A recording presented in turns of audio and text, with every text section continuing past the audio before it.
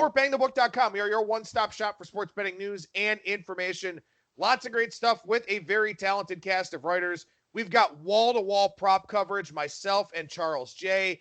Tons of stuff over on our Bang the Book YouTube page from Brian Blessing, accompanying articles over at BangTheBook.com.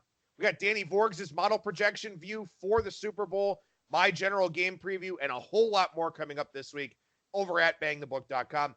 But we're still covering college basketball, NBA, NHL, soccer, tennis, golf. NASCAR's not that far away. Major League Baseball not that far away. We got some new writers this week. NBA Power Ratings from Alex Christensen, also known as Noops. We've also got John Ryan's Big East and Big Ten college basketball previews. Very busy time over at BangTheBook.com. Make sure you head on over there and check it all out.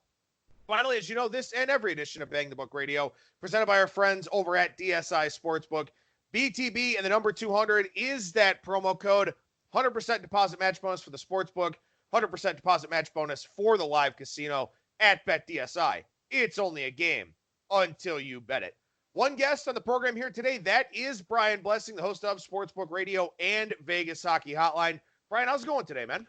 All right, buddy, here we go. Well, or do we? Well, let's just keep talking about it. They'll play it eventually. Yeah, right.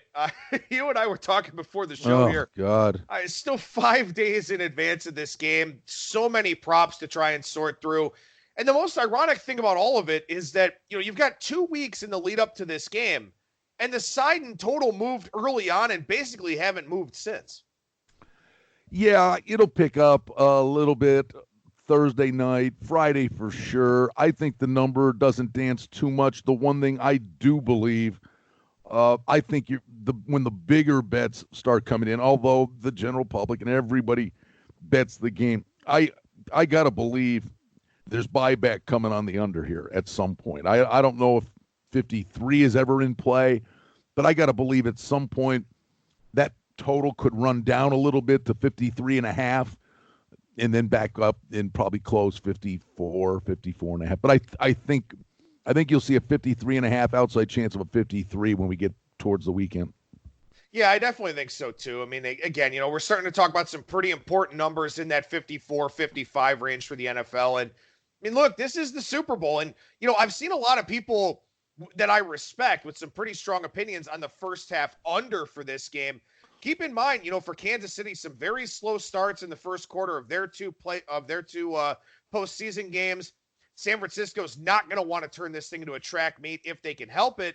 So we may get some slow scoring at the outset of this game. Also, I don't know how much this matters. It will be a popular narrative going into the game, but neither one of these teams has a lot of Super Bowl experience. So jitters could be a problem early on, nervousness, high throws, bad timing with 2 weeks off on some passing plays, stuff like that. So if you're looking for points, you may not get them right out of the gate here. No, I agree with you. We talked about that. I do like San Fran and the under in the game. That under 27 is probably a real good way to go. And a lot of times, albeit, because they're nervous, some goofy things can happen. And all you got to do is look at the way, as you mentioned, KC started against Tennessee, and especially the way they started against Houston. So that would kind of fly in the face of that. But just generally speaking, man, the nerves are flying for these guys. And I think at all costs, these guys come out and they're looking not to make mistakes, in the first 7-8 minutes of the game. Then that second quarter starts to go. But I think under 27 in the first half is a smart play. Now, you do Sportsbook Radio. You talk to Sportsbook directors around town and a lot of other guests regarding all the things going on in the betting world. Have they shed any light on, how things look for them here so far with the spread, the total, and of course, the money line action on the dog? They're thrilled. This game, they said, it's just going to be terrific two-way action. The only thing could be select properties, could have liability in the future market on, one of these two teams. Other than that, generally speaking, this is just going to pinball back and forth. It's generating great two-way action. Do think there'll be, that push towards the under, and then, a lot of the general public does their betting at the last minute too, and it'll push the total back up again. But that would be the one thing. I think you'll get some buyback on the under, but the books, other than if they've got liability in a future market, are in great shape. Well, and of course, too, it's always such an interesting cross-section out there in Las Vegas in particular. And, we've talked about this with the fact that there are, 20-odd states now that have legalized sports wagering, that this line's going to look different in Iowa than it's going to look in Oregon, than it's going to look in, New Jersey or New Hampshire, something like that. It's going to be different based on the geographic locations. But out there in Vegas, too, where you've got the tourist traffic, you've got people that want to just come and bet the games. The Strip will look different than some of the stations casinos or the properties downtown or the Westgate. There's always some little, and of course, they're not substantial differences. Like Kansas City's probably going to be -3 in Iowa or something like that.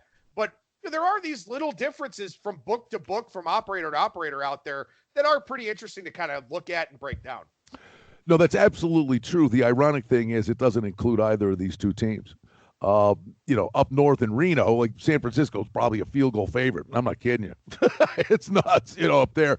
I used to go up there and you'd see, the Niners would be in Vegas, 30-1 to win the Super Bowl, and they'd be 3-1 up in Reno. That kind of thing. I know downtown at the Golden Nugget, for whatever reason, maybe to your point, Tony Miller's always said he gets an inordinate amount of money from, of all places, Minnesota, Wisconsin, and Hawaii. Those are the three places where he just, anything Green Bay related, he just gets hammered. And then they have a big contingent of people that, bet Hawaii in college football. In other places, sure, even Strip properties. Tony Neville at Treasure Island, I believe, said that they always had a lot of dough that would come in, a lot of people from Arizona. So from, March Madness, Cardinals games of all things. So, yeah, no, you're right. Now, last thing I'll ask you about here, I'll let you go ahead and talk about this. I'm sure you're doing something on location for the Super Bowl here. So for anybody that is going out there to Vegas for the big game, where are they going to find you? What do you got going on this weekend? Yeah. Well, you're not going to find me. I'm hiding. No, we're doing our annual Super Bowl prop show Wednesday and Thursday in the Superbook with Jay Cornegay and Jeff Sherman. Oscar Goodman comes by. This is like the 10th year we've done it. Oscar, as a character, always comes by with the showgirls, and the TV station shows up, and he makes his Super Bowl bet. So we're doing those two shows, diving into the props on Wednesday, Thursday. Friday, I'll be doing the radio show at Sunset Station. All season long, I do football events and parties out at Club Madrid. Actually, if you're in town, I will be Saturday night in Club Madrid at Sunset Station. We're doing a Golden Knights Nashville Predators hockey party, so you can come to that. And that's great on Super Bowl Eve. We did that last year, and the town's abuzz, and we give away great prizes, Golden Knights jerseys, all kinds of cool things. The game itself, I'm at Sunset Station, but it is it's a private thing for their big slot players. It's an invited guest thing, and so that one is actually closed to the public. All right, so as we transition to taking a look at props here, which you're going to have those two big prop shows Wednesday, Thursday.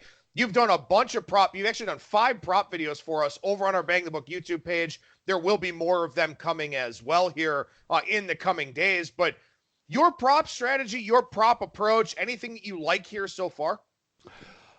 Well, the approach changes every year. I throw it back at you. I'm probably, when all is said and done, average out something that, play a dozen, 15 of them. That's about the number I generally play. In that ballpark, how many do you usually play? Yeah, I'm usually in that 12 to 15 range as well. And especially with a game like this here where I grabbed an early position on the Chiefs, I don't know if I necessarily love it, but I don't see myself doing a lot with side total or money line here. So it'll be a lot of prop stuff for me this year for sure. All right. Well, there's 3 I really like. And 2 of them revolve around Mahomes. His first rushing attempt, over 4.5 yards. Now, he can get flushed out of the pocket and get shoved out of bounds. But if he's behind the line of scrimmage, that's a sack. That's not a rushing attempt.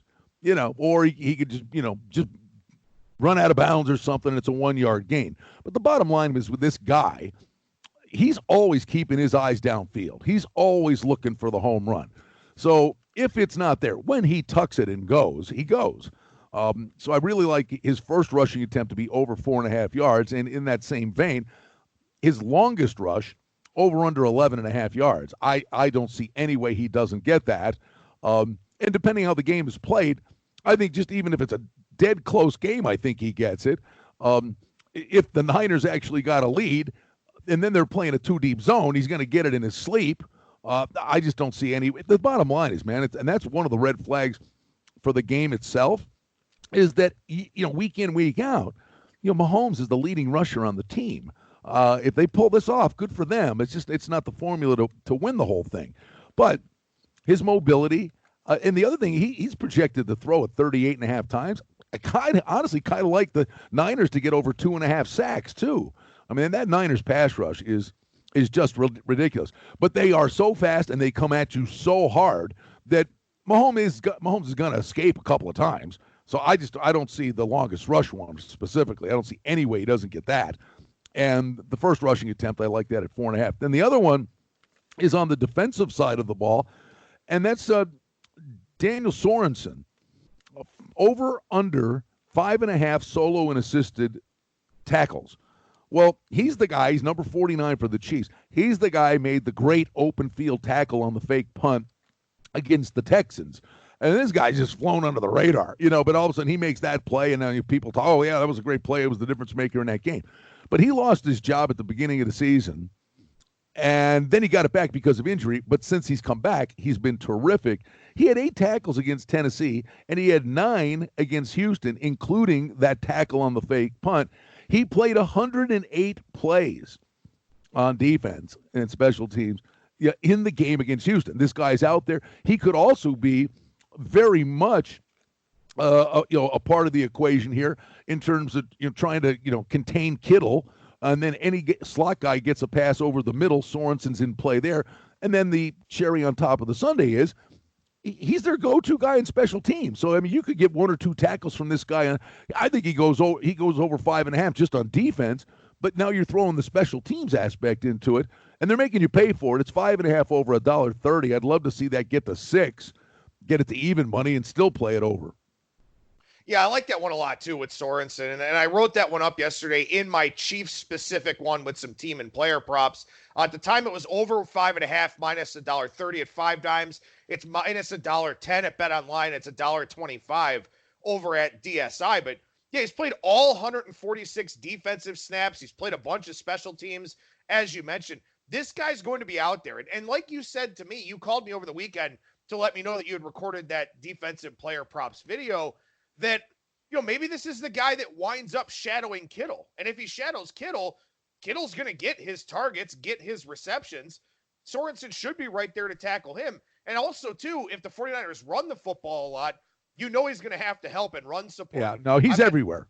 He's in the middle. He's in the middle of the field. You know what I mean? I mean, he's going to be in the action spots. And then now the other thing, who specifically do we believe is going to be the guy covering Kelsey? Because I would do the exact same thing. If Kelsey's projected to get 6.5 catches, well, the guy covering him is probably going to tackle him 4 times. Right. I think that's one of the things that you want to look at here is, a lot of people try to figure out, and it's a very tough Super Bowl to do this, because you look at Kansas City and you say, okay, it could be Damian Williams, as Kyle Hunter suggests on yesterday's show, and I agree with him. I like Damian Williams over 81.5 rushing and receiving yards. I saw that one on 5 dimes yesterday. I'll get an updated line here in a second. But it could be Damian Williams. It could be Travis Kelce. It could be Sammy Watkins. It could be Tyreek Hill. It could be any number of these guys. But defensively, some of these guys are just going to be all over the field. And I've had a lot of success with the defensive player props. I know I've hit Danny Trevathan a couple times in Super Bowls with over tackles.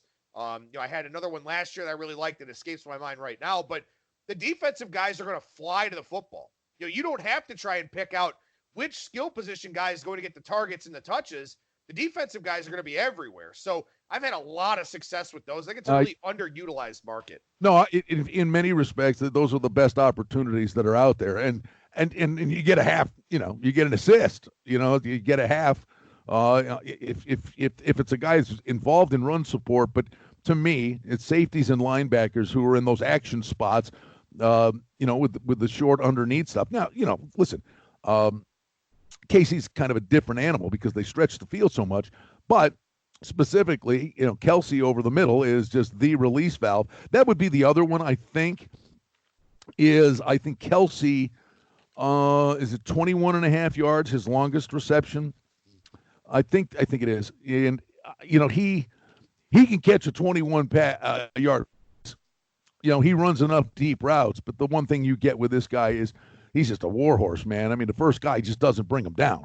So, some run after the catch options. I would think you could look at Kelsey to go over longest reception of 21 and a half. And the sneaky one to me, and he finally, I think the guy flying under the radar could be Sammy Watkins. Longest catch over 12 and a half. Total receiving yards, 47 and a half. If you're spending your life here and you're not worried about the KC running game, if you're spending your world, doubling Tyreek Hill over the top and doubling and shading Kelsey, the guy that should be running around like a reindeer is Sammy Watkins.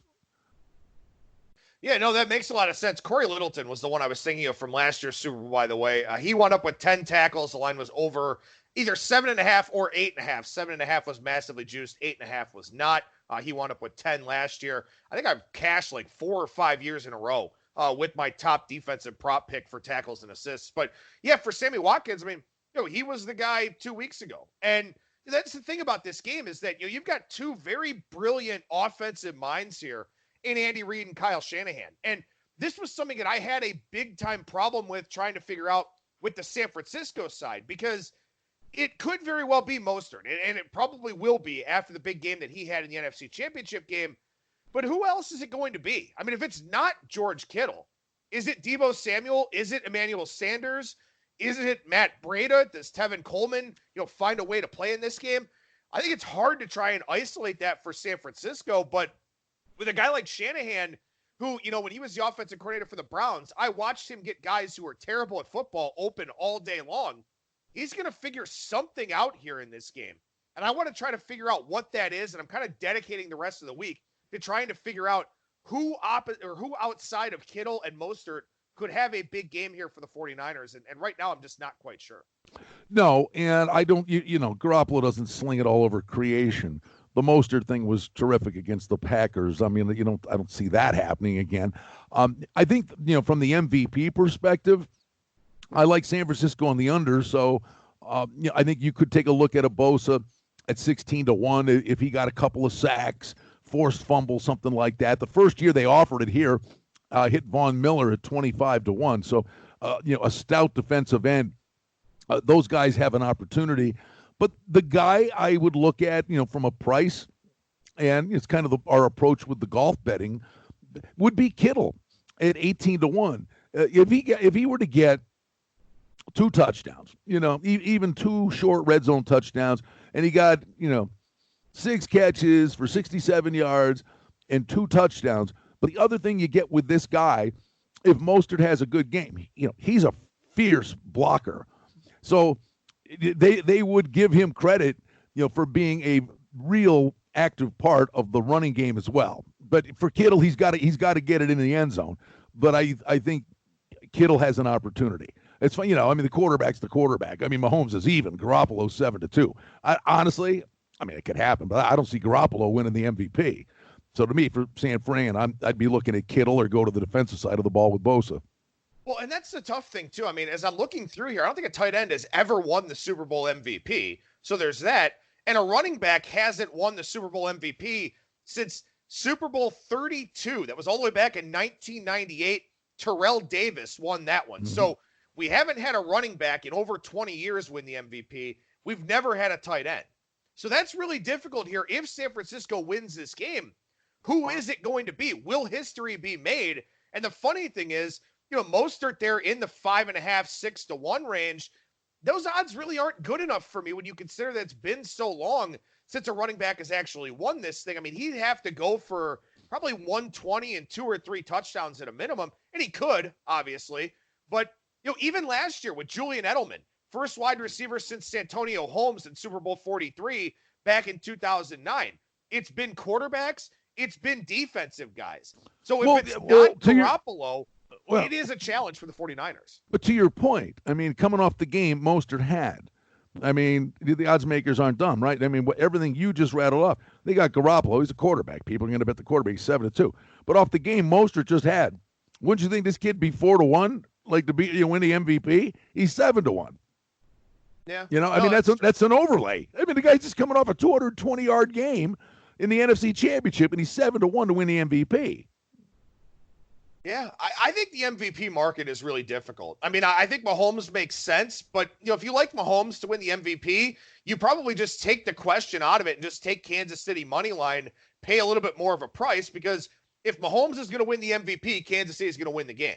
But Kansas City could win the game, and there's a chance that somebody other than Mahomes wins it. It's very small if Kansas City wins, but there is that chance. So instead of Mahomes at even money, just go ahead and take the Kansas City money line at, minus 120, minus 125, and just go ahead and take the level of uncertainty out of it, is the way that I would approach it, with the Chiefs in terms of the MVP, because I do think it is Mahomes if they win, but maybe it isn't.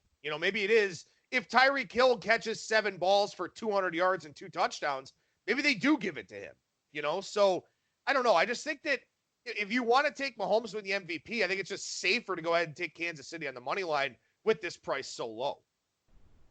Oh, I mean, can't top that. I mean, you're spot on. Any other props you're kind of taking a look at here for the Super Bowl? Those are the ones so far that I'm really, really comfortable with. And obviously, as we're getting closer, and just like things like this, you and I do, I'll listen to what other people have to say, and then we'll be doing these 2-hour prop shows the next 3 days. Actually, more will pop up. I those are the ones I'm pretty sold on, and then my ears are open, and then I'll start to dive into them. The cross sport ones are fun, and they're water cooler chatter. But the problem with those, to me, Adam, unless you think there's just a god awful number. If it's somebody shots on goal in a hockey game, or Phil Mickelson birdies, or something like that, you're nuts to do those, because you're handicapping 2 things, not 1. Yeah, that's fair. I will throw one more out here, and obviously, with 5 days of doing the show, I got to try and stagger my prop bets with release here on the show. I did mention yesterday I like kickoff returns over 5.5. That's at a nice plus money price. San Francisco just doesn't have many touchbacks. Kansas City, very aggressive in the return game. So I did like that one at the plus money price. But one other one here that I noticed yesterday afternoon that I came across, Chiefs with a rushing attempt under 4.5 minus $1.25. Now, obviously they like to do some jet sweep and wide receiver slot runs with Tyreek Hill, Sammy Watkins, stuff like that. But really, outside of Damian Williams, none of the running backs get carries. I know people are trying to talk up LaShawn McCoy here. I don't think that'll really be a thing. I doubt Darwin Thompson gets a carry. If he does, that probably makes it 4 with Williams, Mahomes, one of the wide receivers, and Thompson. So I don't see 5 Chiefs with a carry. It's only been 4 the last 2 games here in the playoffs. So I do like that one, under 4.5 Chiefs with a rushing attempt minus $1.25. And don't forget, it's kind of a newer thing. It's the last few years, but it's some of those jet sweeps, and you're watching the game and you're like, oh, it's a jet sweep, and Tyreek Hill got the ball, or Samuel got the ball. Some of those is a direct snap, shotgun snap to the quarterback, who flips it forward, and Samuel gets it, or Hill gets it. That is not a rush. That is a pass. Right. Yeah. No, that's a good point. I'd love to win a bet on one of those little technicalities. That would be pretty nice to see. But, again, I mean, I think that, sometimes these play callers can get a little too cute. And I mean, we see it all the time in both college and the NFL. But, man, I think in a game like this, you got to stick to what works for you. I know Philadelphia pulled off the Philly special and all that. But, I mean, those jet sweeps, you lose 6 yards on one of those, all of a sudden you're 2nd and 16 or 3rd and 12 or something like that. I think in a game like this, it's not worth, the shenanigans and the gadget plays and all that type of stuff, especially with 2 teams that generally move forward on just about every play. Yeah, in fact, it's amazing. There's 400 of these things. So when you're trying to find something, so many. It's endless. Unless I'll find it eventually, but I mean, we only have an hour here. You got anything in front of you on? I'm looking for Breida. Oh, here we go. No, see, he's off the board on some of these. But what I would say, the closer you get to the game here, I think the odds, the MVP odds, the first touchdown odds are telling you Coleman's a no-go, right? But so if they put Breida up and he's done next to nothing, and they're like, well, yeah, and everybody says to me, well, yeah, the last game he was there. They didn't use him at all. Mostert had 220 yards. I'm like, yeah, well, because he didn't get any reps that entire week because it was Coleman and Mostert. Coleman got hurt. They rode Mostert like Seabiscuit. Now, if Coleman's definitely a no-go, they're going to install some things. And how many times, fantasy football players, you can relate to this, how many times does your running back make a great long run and he gets it down to the 9 and he's exhausted from the big long run and they bring the other guy in and he's the guy that scores the touchdown. I would think Breida, there'd be very low numbers if they do indeed even put him up. There'd be very low numbers in there for Breida, but I could see Breida getting, 8-9 carries, and maybe a couple of catches. That Breida would actually be a guy to play over if you're finding those numbers. Yeah, I guess I'll go ahead and throw this one out there then too, and I'll just talk about it again later on in the week. But Kyle Juszczyk, the fullback for San Francisco, only 3 carries on the season here this year, but Matt Breida only 2 offensive snaps in that NFC Championship game. So yeah, he is obviously very rusty. Maybe Shanahan didn't want to put him out there, didn't want to risk any sort of fumble or turnover or anything like that. But Juszczyk to have a rushing attempt, I found it plus 360 out there in the offshore market. And it's obviously not a big play by any means, but just a small kind of pizza money bet on this one because, he had 3 carries in 12 games, none in the 2 playoff games. But if you're going to throw a wrinkle in there, and I just talked about this with trying to avoid gadget plays and flea flickers, all kinds of weird shit like that. Why not just run a fullback dive with this guy on 3rd and 1 after you just ran off tackle, move the pile, get a first down, don't get Garoppolo hit? Maybe that's a little wrinkle for Shanahan that the Chiefs aren't necessarily expecting to get a cheap first down out of it, something like that. So I'll tell you where that one, because why the hell not? Well, but I'll tell you where that would cash. I mean, the shortest touchdown's under 1.5. It always is. It's the S is the favorite. But I think for him to get the carry, it would be completely because we do the football games, the high school game of the week on TV here in Vegas, and we always when we're doing a couple of these teams are on the double wing here, and it's like give the fullback the ball. The kid's he's hammering helmets all night long. Every once in a while you throw the guy a bone. The way he gets a carry here. Is depending on how the game plays out. If they're ahead, if they're up 14, 17 points end of the game, they're going to give the guy a carry so he can say he got a carry in the Super Bowl. I mean, that would be almost an automatic if San Francisco has the lead. So the plus price thing, it's not, it's so we designed this play to get the first down or the touchdown. They'll give him a carry so he ends up in the box score and reward him for all his hard work. But it would only happen if they have the lead, which is possible. And if they got the lead, I think you got a winner. Yeah, I mean, I think it's multifaceted. I do think there's a chance that in short yardage, they do wind up giving him the football and, letting him do his thing. Also, he had the injury in the middle of the season, came back from that. So that's another thing here that Shanahan could throw him a bone late in the game, give him a carry, give him an opportunity. And that's the thing, too. If Breida's not going to be a factor and if Coleman's not going to play, does Mostert have, all of your carries pretty much?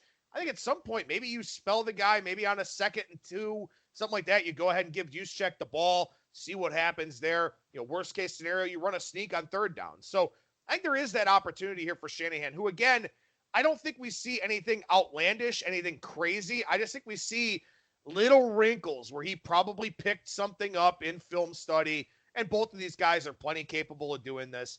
Again, with 2 weeks before the game, we can analyze it to death, and we do.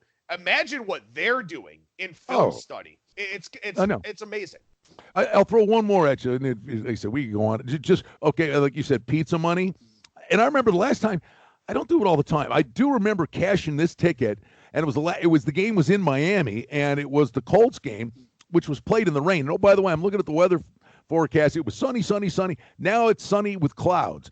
And if there are clouds down in South Miami, I'm telling you from a guy that plays Gulfstream Park, and it used to be Calder Racecourse on the same acreage as the stadium, that every day late afternoon, especially in the summer, there's that 15-minute shower. But down there, it's not a shower. It's a monsoon. And if it hits, it's going to hit when they're on the field warming up and it's a grass field.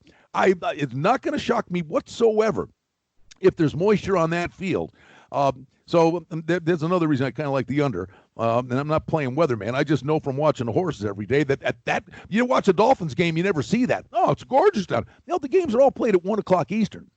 The late afternoon, early evening shower thing is a thing down there. It's more prevalent in the summer when there's it's hotter, but it's still possible. And the last couple of Super Bowls down there, man, been played in the rain.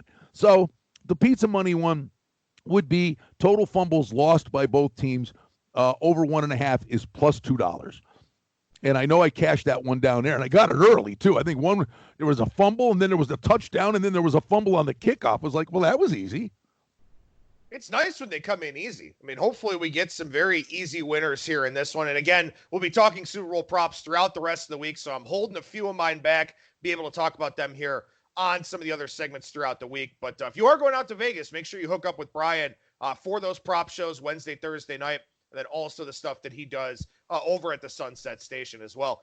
Actually, just a point of clarification, buddy, noon to 2. We're on noon. The shows are in the book. The radio shows will be in the Sportsbook at the Superbook Wednesday and Thursday, noon to 2 Pacific time. Okay. My bad. There you go.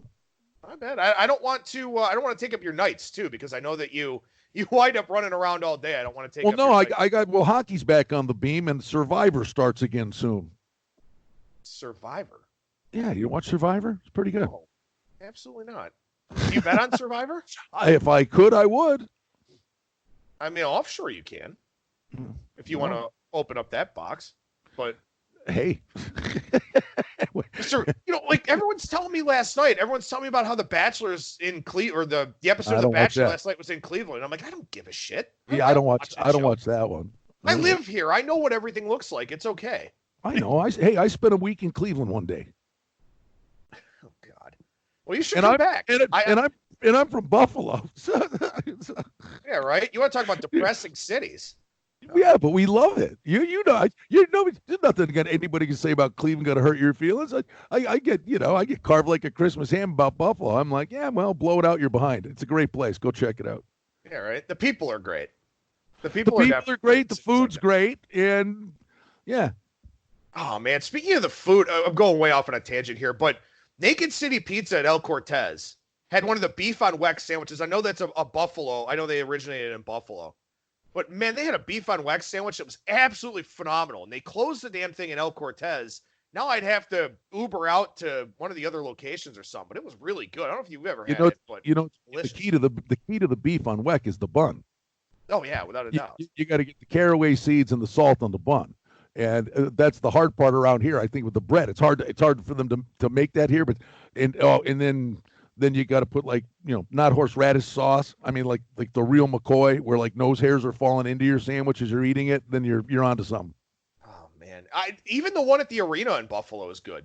It's just something about beef on weck that it's like getting a cheesesteak anywhere in Philly. Yeah, pretty much. Well, we could talk food for all the different places I'm hungry. Been to, I'm sure. Yeah, right. Yeah, it's not even 9 a.m. there for you yet, but I got you hungry here on today's show. All right, let's talk some NHL. Like I said, I got my 3 favorite situational spots of the season coming up here on Saturday. We'll talk about those in a few minutes, but action off the break last night. And as we kind of take a look around at what happened, wasn't all unders last night, but there were, quite a few lower scoring games where they kind of fell on the number. You had St. Louis and Vancouver going under the total. Seems like a little bit of a sluggish start here at the outset. 3 road teams winning, 3 home teams winning. Well, and I'm assuming, knowing you the way I know you, that your 3 great situational plays should actually be 5, because 2 of them are tonight. Yeah. Well, yeah. Am I not wrong?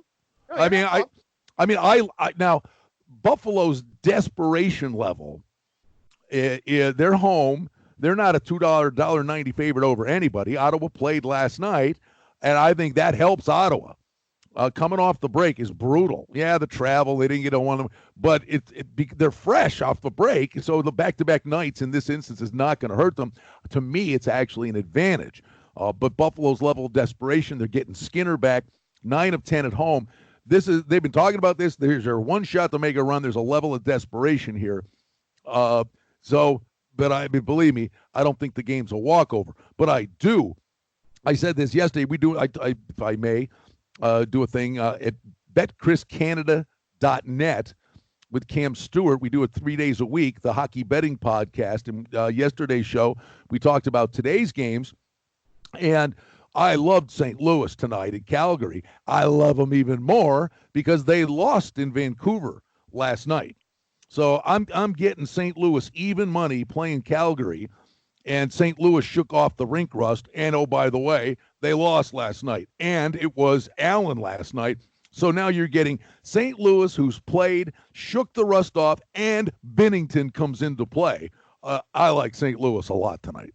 Yeah, that was something that I kind of looked at a little bit in a situational article this week, is that, you had, and I'm surprised Vancouver played as well as they did, or I'm surprised Thatcher Demko played as well as he did last night, because something that you do want to keep an eye on here, and it may not be relevant the rest of the week, but that first game off the All-Star break, if you played in the All-Star game as a goaltender, you're probably not playing that first game back. And that was the case last night for St. Louis and Vancouver. It was both backup goaltenders because Binnington played and then Markstrom played in the All-Star game. And, something I kind of thought was maybe a good angle for St. Louis was getting away from all of it, being able to go out on the road after having the All-Star game, all those festivities. Hey, they didn't play bad. No, they didn't play bad at all. Demko played terrific. Right. St. Louis had a boatload of chance. It was not like they played poorly. Right. So they, I think they're going to be ticked that they lost, and their number one goalie's coming in, and Calgary in the first period and a half will be trying to shake off the rust. Maybe it's St. Louis too in the first period might not be a bad play. Yeah, St. Louis first period I do like. I like St. Louis for the game tonight too, but you look at Wednesday night, for example, Nashville and Washington. Last night, Washington doesn't have Alex Ovechkin. He skipped the All-Star game, served his one-game suspension, and the superstar subtraction theory kind of came into play where everybody else steps up a little bit because grade 8's not playing. Now here he comes back on Wednesday night, and they take on Nashville. That's an interesting little game here for Wednesday night. And, you've got a lot of these different situations here where teams are trying to hit the ground running coming off of this long layoff where it wasn't even just the All-Star break. They didn't play last week at all. And it is very hard to do that in the middle of a season, not playing for, 7, 8, 9 days. It's a challenge to get back into rhythm. No, there's no doubt about it. To your point, with Ovechkin out and Carey Price in there, I said, you know what? I played the under 6 last night, and it took the empty netter to cost me the win, but it was a push. But, yeah, no, these are things you got to consider. Vegas is coming back from the break. Marc-Andre Fleury said, I'm not playing in the All-Star game. So when Vegas comes back, and this is a desperate team that just played a 4-game Eastern road swing, now they're going back east again for 4 games. They're going to be playing at Carolina with Subban when they come back. So there are a lot, believe me, there are a lot of situational opportunities you got to pay very close attention to right now. Yeah, there are. And I'll throw one out there with Buffalo here on Thursday before I get to the spots I really like on Saturday. I think it's also a challenge to come back off the break and play Monday and then sit around for 2 more days. At least you can practice because with the bye week, the league mandate says you cannot practice. But I think for Buffalo playing tonight and then playing Thursday, I think that's easier than Montreal playing Monday night and then having 2 more days off. Yeah, you can get back to practice and whatnot, but game speed is much different than practice. I think you get back and you want to play. You want to play that back-to-back, that 3 and 4, that 4 and 6, something like that. I don't think you want to come back and then sit around a couple more days. I couldn't agree more. I mean, there are a lot of, it's just not, here's a power ratings and here's a, hockey is such a situational thing. Sometimes these guys don't get in after a game until, 3 a.m. There's just some situation, and the first game home from the long trip is way harder than playing back-to-back nights. And they're back home and they make them $1.70 favorites. Like they should be $1.70 dog. All right, so we get to Saturday here, and we'll talk about my 3 favorite spots. You and I discussed these on the phone over the weekend, so you know what they are. But number 1, Buffalo on Saturday. They host Columbus. Buffalo, as we just mentioned, playing Tuesday, Thursday, Saturday. Columbus off the All-Star break and the bye week. So they haven't played a game in 9 or 10 days against a team in Buffalo that has been playing. And also, this is a 1 p.m. Eastern puck drop. So Columbus comes back, and you think, okay, we get back in, we play a night game, it'll just kind of feel like normal. No, it doesn't. You got to play at 1 o'clock in the afternoon against a Buffalo team that's been playing, and Columbus 6 in a row going into the All-Star break and the bye week. The last thing you want to do is stop playing. Mm-hmm. So Buffalo is my favorite situational spot of the season here on Saturday afternoon. And let me put a smile on your face. Buffalo usually can't beat Columbus in Columbus, but they've had some decent success against them at home. But the one thing, I have no idea what it is, and I don't even have the numbers to back it up. All I can tell you is I don't have a life, and I've watched every shift of every Sabres game this year, last year, and the last 50 years. And I don't know why they play great in the day. They play really well in matinee games. They just always do. Well, hopefully they continue it here on Saturday. Number 2, another day game. 2 o'clock Eastern time puck drop. Florida and Montreal. This is almost the exact same situation. Montreal playing throughout the week. Florida coming off the break and the bye to play a day game. And also Florida. 6 straight wins going into the All-Star break. So again, like Columbus, they didn't want to stop playing. Now it's like they basically have to start over again. Montreal in the front end of a back-to-back, so maybe their goaltending situation could be a little bit questionable for Saturday, but I still like this one a lot with Montreal at home against Florida. Situationally, bingo. What's the next one? Keep going, man. It's good stuff. Next one here is actually Arizona, and this one's third on my list because Arizona is going to be a big favorite against Chicago here, but this is the exact same thing. Arizona playing all week, Chicago off the bye. Again, you can't practice when you're on the bye week, so you are very, very rusty to say the least, but Arizona is probably going to be, I would say, maybe in the range of a $2 favorite on Saturday. So that's why this one's third on the list, but another team that I think should take care of business here. So my 3 favorite situational spots of the year coming up on Saturday with Buffalo, Montreal, and Arizona. Love it. I honestly, everything you said, spot on. Just situational stuff. And the funny thing is, forget the teams. I mean, you don't even need the team names. You just got to say, yeah, this home team against that team because of this, and that. Play it. Doesn't even matter who the teams are. There is one other one that I'm kind of looking at here for Saturday. The Islanders are coming off of their bye against Vancouver. But Vancouver, this is the first game of the road trip, and we know that's usually a pretty strong angle. But this is a 1 o'clock Eastern time puck drop, too. So 10 a.m. for Vancouver. Yeah, it's a team off the bye, but maybe that's like a first period under situation, something like that. I'll probably end up playing Vancouver smaller than these other ones, but that's another one here with Vancouver off the bye to take on the Islanders Saturday afternoon. I'm looking real quick. I'm going from memory that I didn't think they were playing that well, and no, they're not. Going into the break, the Islanders finally hit a mini wall, and it's not like been cataclysmic, but 4-4-2 in their last 10. The Islanders, the one injury on the blue line hurt them. They're not playing great at the moment. The break actually for them came at a really good time. Yeah, that's an excellent point, too, and something worth considering here throughout the week. If you weren't playing well, the bye is a godsend. And in fact, I saw an interview with Rick Tocchet, who wound up being the Pacific Division coach for the All-Star game since Gerard Gallant was fired.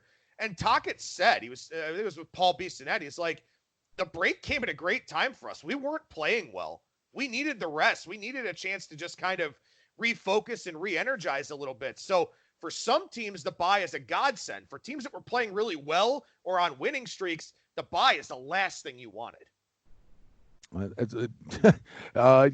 sure Trotz is thinking the same thing. All right, guys, let's get back. Bad habits were creeping in. Let's get back to that. Let's bottle down the neutral zone, defense and goaltending. Let's get back to what we do best. All right, so we actually had a listener question here as we take a look over on the golf side of things. Yeah, I saw that. Phoenix Open. This is one of my favorite tournaments of the year. It's a giant party. It's a drunk shout-out. Throw a shout-out to the guy. PK 73952 thanked us for the Leishman hit last week. Yes, the Mark Leishman hit. I know you called me about that this weekend.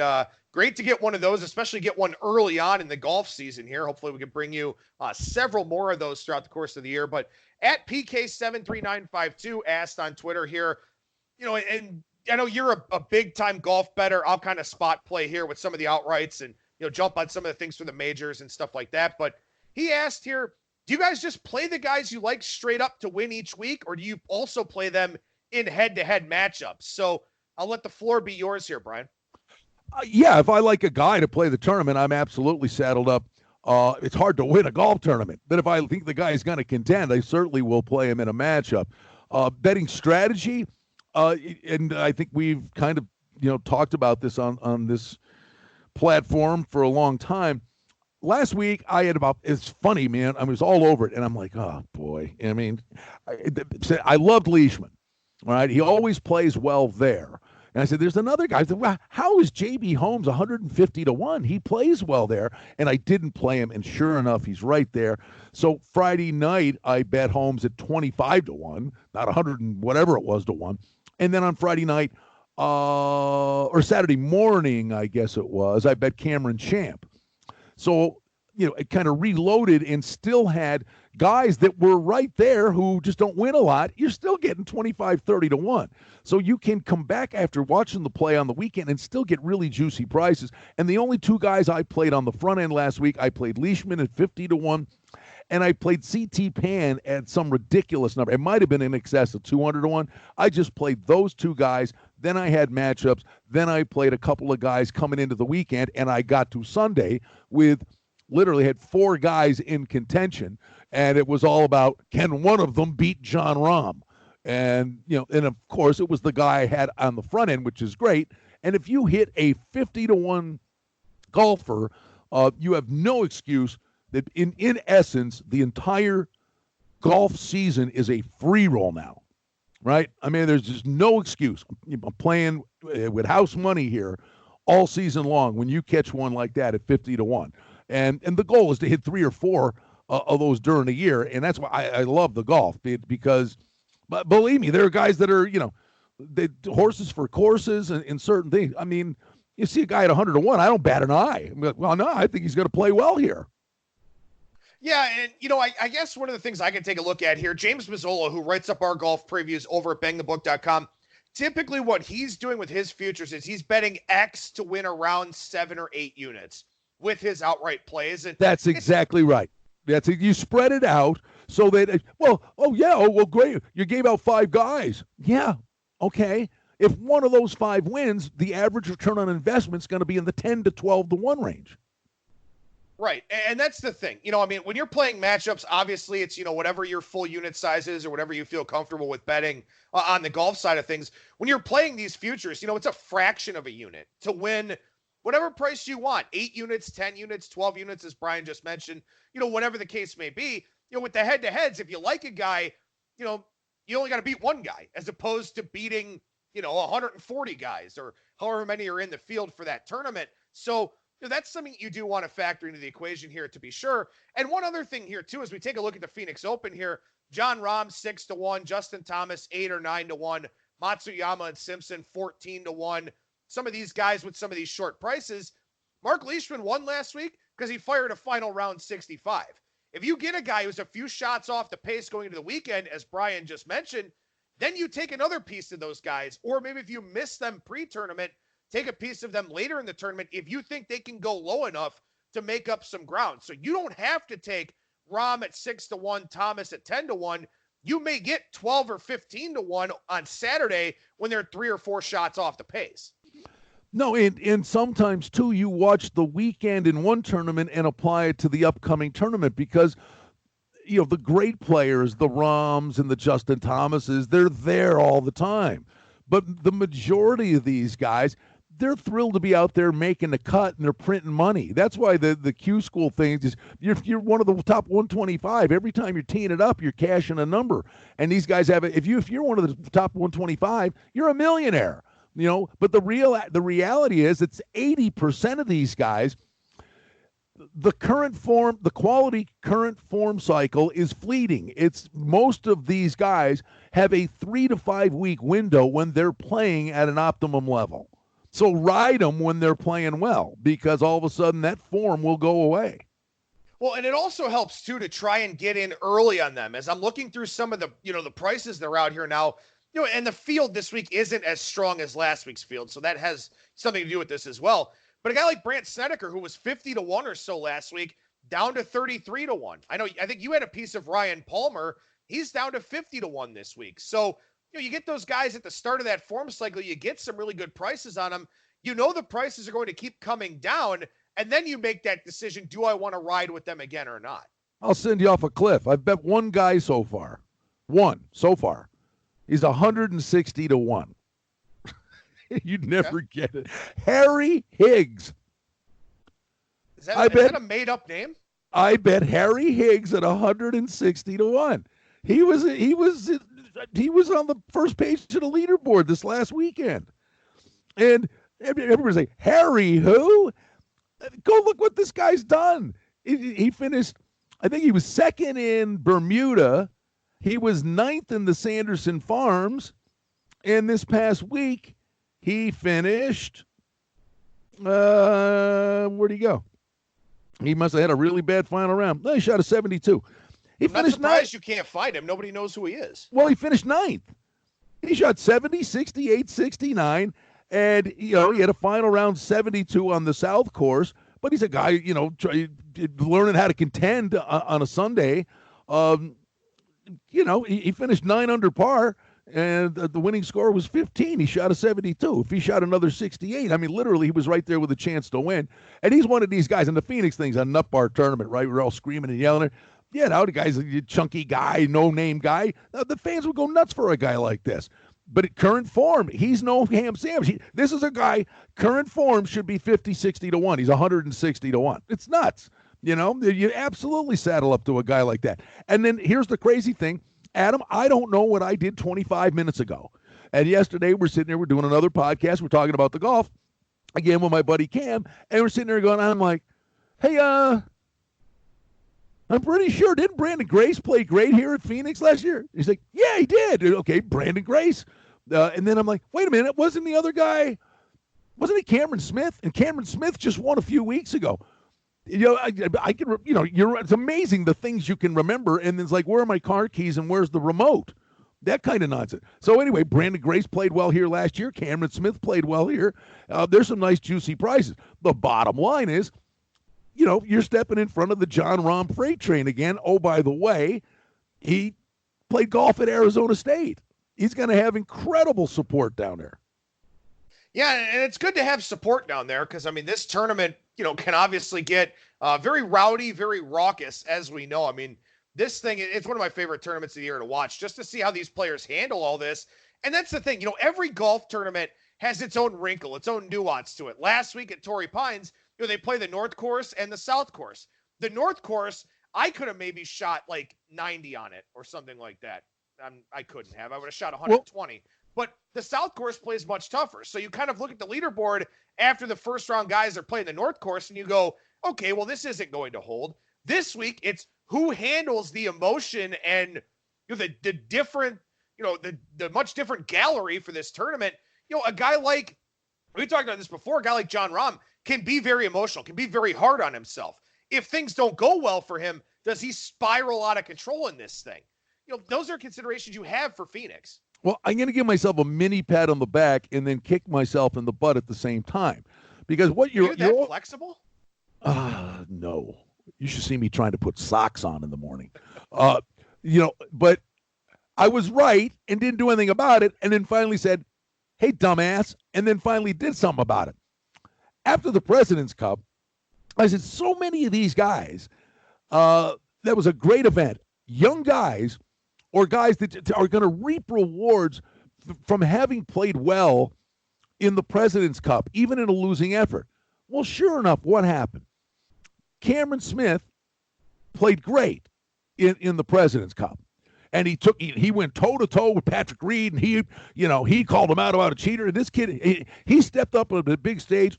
He backed it up. He walked the walk after talking the talk, and then he won a tournament. All right. Mark Leishman played great in the President's Cup. He won. These are guys that got a bounce in their step from the President's Cup. And we said this 5 weeks ago. I burned more money on this kid last year, but I'm telling you, the guy that played as good or better than those two guys that week, and I'm coming back with him this week. The price sucks, but Sung Jae Im is 30-1.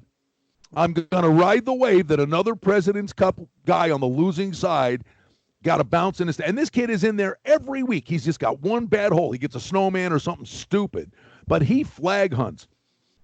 So I'm going to ride the wave. What a trifecta that would be. Smith, Leishman, now Sung Jae Im, guys that were on the European or whatever side it is, the international side of the President's Cup, that played great in a losing effort. I like it. Make sure you keep an eye over on our Bang the Book YouTube page for a video preview here of the Waste Management Phoenix Open at TPC Scottsdale from Brian, either today or tomorrow. He'll get that up for us. But you're a very busy man. You got a very busy week here, Brian. Yeah, man, it's good. It's the light at the end of the tunnel. And the funny thing is, this past weekend was the first weekend, basically weekend since August. That's just the nature of the beast. You know, after the Super Bowl, I get weekends back. But this was the little breath of fresh air, to the point where I went golfing Saturday. I turned the clock back. I had 2 triple bogeys and a double bogey and shot 82. I played great. I mean, for me, I was flag hunting. I was making pie. It was good. And I'm like, oh, that was so much fun. I got to go do it again tomorrow. I went Sunday and played like an axe murderer. You know, but we kind of get our life back a little bit after football ends. Well, you do. I don't, because I got the Major League Baseball betting guide coming up, and then obviously lots of stuff for conference. It's all yours, baby. Yeah, get in there, Marine. Oh, man. It's all yours. These next 6 weeks are something else, but you know what? It's just the nature of the business here, and nobody knows that better than Brian Blessing, the host of Sportsbook Radio and Vegas Hockey Hotline. Brian, how can people check out those 2 shows? Yep, noon to 2 Pacific time, kshp.com. Follow me on Twitter, Brian Blessing. And we put the show links out, sportsbookradio.com. All of the shows are archived. And also on Twitter, as I said, we're doing a new thing called The Hockey Betting Podcast. That's at betchriscanada.net. I'll also put it out on my Twitter, Brian Blessing. Do that with Cam Stewart. And he's a knucklehead. We have a lot of laughs, but a lot of winners. So if you like hockey, I think you'll like the Hockey Betting Podcast as well. Well, of course, make sure you follow Brian on Twitter at Brian Blessing and check out his 2 shows over at kshp.com. And we're going to see you soon. Yeah, soon enough. Yeah. It'll, if I get there, I don't know. We'll see. Hopefully I can make it that long to wind up getting out there and do some promotion for the MLB guide. But do the baseball betting guide on the plane, on the flight. Oh, yeah. You know, I always get the guy who leans his seat back. Yeah. Like on the 4.5-hour Vegas flight. I gotta do like some sort of contortionist shit. They actually use my laptop. 6-year-old toddler behind you, kicking you. Oh God. Yeah, flying, boy. I used to be able to honestly, traveled a lot, covering teams in a former life, and I used to walk on a plane, sit down, slam my head against the cabin, and bam, I'd sleep. It would wake me up. We're here. And now, literally, I mean, I'm in this tube, and I want out of it as soon as I get on it. Yeah. Travel's fun. Travel's real fun. Anyway, that'll be a discussion for another day here with Brian Blessing, at Brian Blessing on Twitter, kshp.com for his 2 shows. Brian, always a pleasure, man. Thank you so much for hanging out once again, and we'll talk to you again next week. All right, Adam. It's always a treat, buddy. No more talking and play the damn game.